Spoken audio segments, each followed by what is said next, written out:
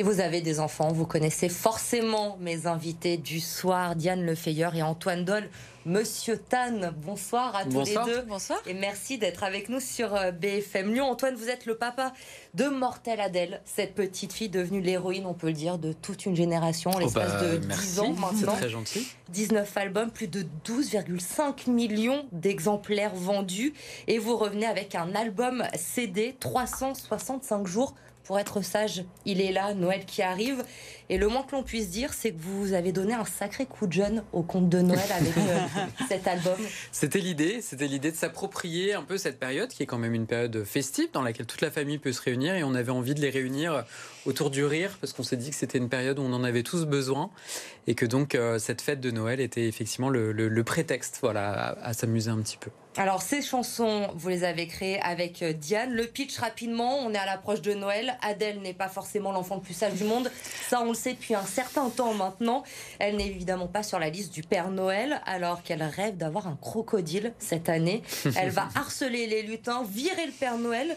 Comment sont nées toutes ces chansons, toute cette histoire, Diane?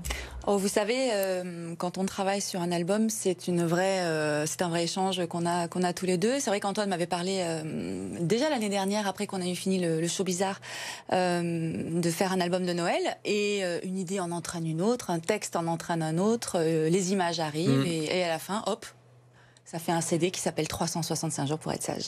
Et qui va plaire à tous les enfants et même aux parents. C'est pour toute la famille cet album. Vous êtes la dessinatrice de Mortelle Adèle, Diane, depuis le top 8. Oui. Et là, vous prêtez votre voix à la Mère Noël sur cet album. On vous entend cette fois. Ça a été une autre façon de travailler, j'imagine. Pour vous, c'est complètement différent de votre quotidien? Absolument.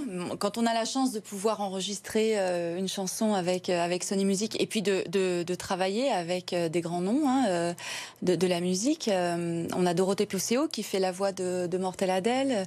On est sur des musiques de Vincent Blaviel. Antoine... c'est la voix de Geoffroy. Pour moi, c'était un moment super de pouvoir donner de la voix et de surtout donner de la voix à la Mère Noël qui décide de ne plus se laisser faire et de bousculer un petit peu le statu quo qu'il y avait au pôle Nord depuis un certain temps. Ouais, parce que c'est quand même une Mère Noël très 2022, on peut le dire. Oui. Elle prend carrément le pouvoir. Là. Elle prend même la moto qui vole. Oui, elle prend le pouvoir. Elle a mis la chemise à carreaux, elle a mis les bottes de neige et puis il faut que ce soit fait. Ouais. Antoine, vous êtes passé aussi derrière le micro. Ouais. Du coup, vous l'avez vécu comment ça s'est passé cet enregistrement? C'est notre deuxième expérience puisqu'on avait fait déjà une chanson sur le show bizarre qui était notre premier album de Mortelle Adèle. Donc on avait une autre chanson à tous les deux, un duo. Et c'est une expérience qui est incroyable. Moi, ça m'a vraiment permis de me réconcilier aussi avec la voix, puisque Mortelle Adèle, elle est née des violences scolaires que j'ai subies quand j'étais enfant. Je l'ai déjà beaucoup raconté, et notamment à 14 ans, où moi j'ai mué très tard en fait. Donc j'avais appris vraiment à détester ma voix. Elle était vraiment un outil de violence autour de moi. Et donc, pendant très longtemps, j'ai été complexé par cette voix. Et même encore récemment, j'ai toujours détesté écouter ma voix. Voilà.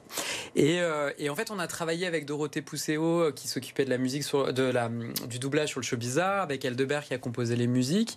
Et finalement, de fil en aiguille, on a eu envie de proposer une chanson, Diane et moi. Et ça a été vraiment l'outil d'une réconciliation aussi, donc c'est ça qui est chouette.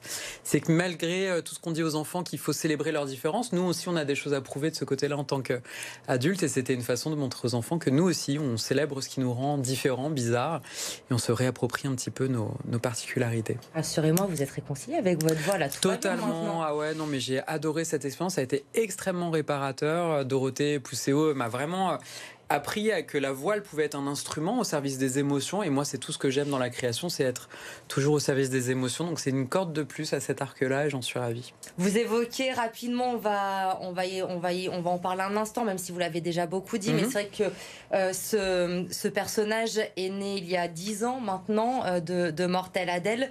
Et c'est vrai que vous l'avez imaginé à l'opposé de vous, finalement. Comment c'est venu? Comment vous avez voulu créer ce personnage? Comment vous l'avez imaginé? Alors, elle existe depuis 10 ans en BD, puisque c'est une bande dessinée que j'ai lancée en 2012 avec Miss Prickly, qui illustrait la série sur les premiers tomes.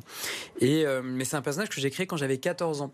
Quand j'étais au collège, en fait, au terme de 3 années de violences scolaires dans lesquelles j'avais l'impression vraiment d'être un enfant qui disparaissait, qui était complètement avalé par cette violence et par ce quotidien. Et un jour, j'ai pris une feuille et j'ai tracé un trait dessus qui était une façon de fendre un petit peu cette douleur, ce que j'explique dans la chanson La vie c'est mortel avec toi sur le premier album. Et en fait, ça a été le premier trait finalement de Mortel Adèle, cette barre de front qui la caractérise aujourd'hui et qui a permis de créer ce personnage qui était à l'opposé de moi. C'est-à-dire, moi, j'étais très timide, elle osait tout dire. J'étais très sage, elle osait désobéir. Et c'est ce qui m'a aidé à traverser cette épreuve. Alors aujourd'hui, vous rencontrez vos fans lyonnais. Pour vous, Diane, qui vivait ici, vous êtes la locale de l'étape, on va le dire. Ça doit être un moment particulier, du coup, d'aller à la rencontre des jeunes lyonnais. Oui, moi je vis ici, j'ai fait ma vie ici, j'enseigne ici, j'ai fait mes études d'art à Émile Cole ici. Oui, moi c'est ma ville. Donc de pouvoir partager avec les Lyonnais, les petits, les grands et les plus grands, tout ce qu'on essaye de faire autour de Mortel Adèle, cet album dont on est extrêmement fiers, et tous les projets qui vont venir par la suite.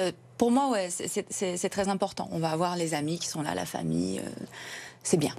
Et les projets, on va en parler un petit peu, évidemment. Mortel Adèle, il y a la série télé qui va arriver bientôt. Il y a une série animée. On est en production, donc en fait c'est très long, un dessin animé. Vous vous doutez bien, il y a beaucoup de gens qui travaillent dessus. Donc je crois qu'on est sur une sortie qu'on avait évoquée en 2024. Et donc il y a plein de projets. Là, avec Diane, on a créé une structure pour accueillir la suite des aventures de Mortel Adèle à partir de 2023. Donc on travaille sur le premier ouvrage qui sortira a priori aux alentours de mars-avril. Et puis ensuite, on va dérouler nos projets habituels. Et puis cette carrière musicale, donc, du coup de Mortel Adèle, qui, on l'espère, va continuer. Les signaux sont chouettes, les enfants sont contents, donc pour nous c'est tout ce qui compte. Mars-avril, ça veut dire que c'est déjà bien entamé. Vous avez déjà commencé à travailler tous les deux. Vous avez la trame, les dessins. Tout le temps. Diane et moi, on est tout le temps au téléphone, on s'appelle tous les jours. Des idées, une idée, 3 idées, 4 idées, et hop, ça fait un livre. Au bout de 10 ans, c'est pas dur de se renouveler, justement, de continuer à faire vivre Mortel Adèle? Pour un créateur, c'est une formidable cour de récréation. C'est un personnage qui réussit sa transformation sur plein de supports. On l'a emmené vers le roman, on l'a emmené vers la bande dessinée, vers la musique, vers l'animation. C'est incroyable, c'est une matière qui est extrêmement élastique et sur laquelle on prend beaucoup de plaisir à travailler avec Diane. Je crois que c'est aussi cette amitié qui fait que c'est une aventure qui est plaisante à vivre, puisque on rigole beaucoup entre nous, on part en vacances ensemble. C'est quelque chose qui fait vraiment aujourd'hui partie de notre quotidien, et c'est comme élever une petite fille de papier. Donc évidemment... non, le monde c'est toujours riche à découvrir à travers ses yeux. C'est toujours rebondissant, c'est toujours joyeux. Donc, le jeune Antoine de 14 ans qui a créé Mortel Adèle, il s'imaginait à l'époque tout seul que ce personnage pourrait avoir un succès énorme. Ah mais jamais. Moi pendant des années, ma mère m'a dit tu devrais en faire un livre, et moi je lui disais mais ça n'intéressera personne. et c'est vrai, je le pensais. Si vous voulez, c'est quelque chose qui était tellement lié à mon histoire personnelle, tellement lié aux douleurs que j'avais vécues à cet âge-là, que je pensais que c'était trop intime finalement, cette colère qu'elle exprimait à travers ces histoires. Et puis finalement, le succès qu'elle a aujourd'hui, c'est une vraie réparation, c'est une vraie belle finalité. Voilà, on se dit que finalement, il y a des douleurs dans la vie qui parfois nous font croire qu'on arrive à la fin de quelque chose, et ce n'est finalement que le commencement d'autre chose. Donc c'est plutôt chouette. Je vais me projeter un petit peu à long terme. Est-ce qu'on peut imaginer dans quelques années de voir Mortel Adèle sur les grands écrans?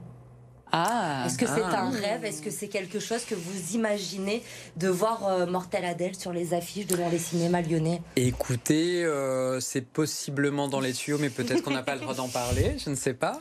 Mais après, nous, je crois qu'avec Diane, on est très attachés à l'objet livre, parce que 13 millions de lecteurs, c'est 13 millions d'enfants qui lisent, qui ont un livre entre les mains, qui comprennent qu'ils sont capables de partir à la rencontre d'émotions autrement qu'en étant juste spectateurs d'un écran.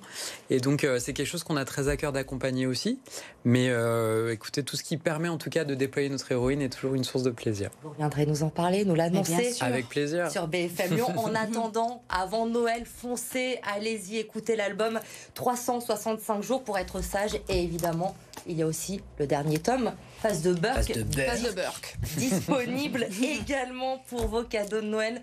Il y aura beaucoup de Mortel Adèle sous les sapins, je pense, encore cette année. Merci beaucoup à tous les deux d'avoir été nos invités ce soir. Merci.